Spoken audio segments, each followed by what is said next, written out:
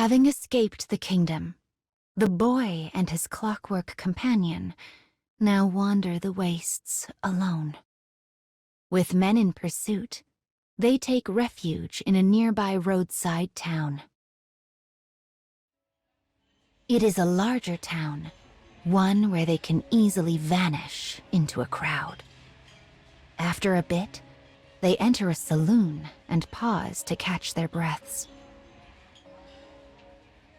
The townsfolk are all smiles and welcome them most heartily. If only I could create a country as peaceful as this, thinks the boy. He thinks back on those ravaged by war in his home country as he reaches across the tavern table for his dinner. Suddenly, his companion's hand flies out. He snatches the food from his fingers and takes a bite. "This food is drugged," he hums.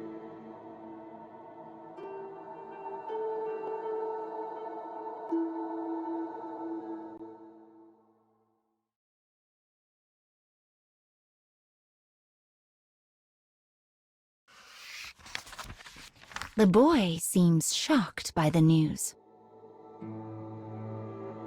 As he stands and pushes back from the table, the tavern keep approaches. "Hey now," he cries. "What's the big deal here? That drug's perfectly legal in these parts." The boy knows the drug well. It is one that offers temporary euphoria in exchange for destroying the user's body and mind. It is a dangerous chemical outlawed in every country.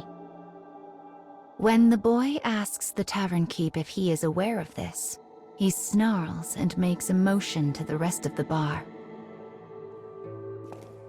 The townsfolk begin to close in. Their smiles are gone. They stare at the pair with empty eyes. They carry knives, blades, guns. Each weapon glints menacingly in the dim light. It is clearly no idle threat. The man stands before the boy like a wall.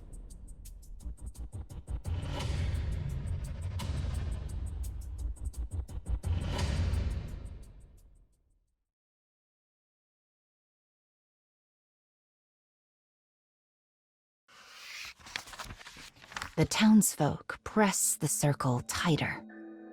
The boy moves to speak, perhaps hoping to sway them to peace, but someone in the crowd cuts him off. "This town was put to the torch during the war," he growls.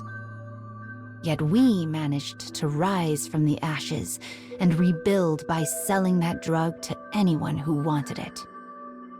But now we've run out of willing customers, so we have to introduce our honored guests to it instead."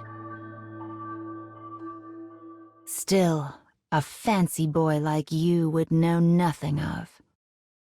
Suddenly, as if linked, the crowd realizes that the boy standing before them is none other than the escaped prince, and frenzied voices begin to ring out. "His people burned our town. Crush the oppressor. Make him pay."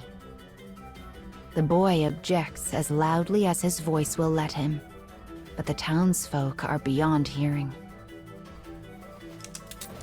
A moment later, his companion draws his revolver. "No," screams the boy. "Don't kill them." With this order received, the man holsters his weapon and begins subduing the townsfolk a different way.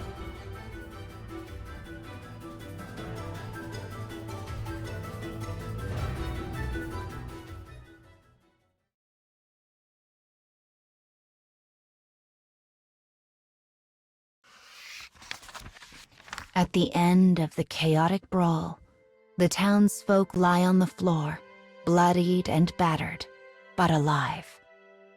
Between moans, They spit curses at the pair. We made league with the devil to save our town. We listened to his whispers and did his deeds. Your kingdom started this war. You are to blame. The man looks up from his defeated foes. The bandages covering his face have slipped in the scuffle, baring his visage to the world. His face is covered in a crisscross of scars. It is the face of a weapon sent to war before being discarded like so much trash. The boy gazes upon him with sorrowful eyes before reaching out and laying one hand on his rough, craggy cheek. "Come on," says the boy. "Let's get moving." As they walk, his hand makes a fist and begins to tremble.